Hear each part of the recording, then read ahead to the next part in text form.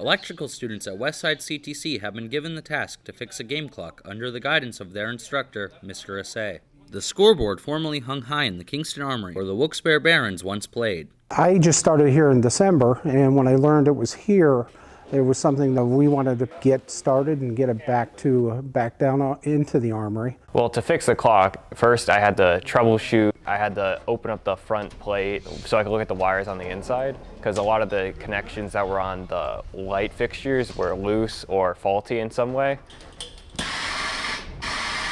Of course, he had to fully disassemble the clock, take the mechanical portion of the clock out, and Damon is building a controller for it. So the control panel is just a metal box that you cut holes out of, and I'm just going to stick a key switch, push button, a timer for the lights. I understand there was a lot of people did go to see a lot of the games down there, and it will bring back a lot of memories for these people when they go in and see the clock, especially with it operating.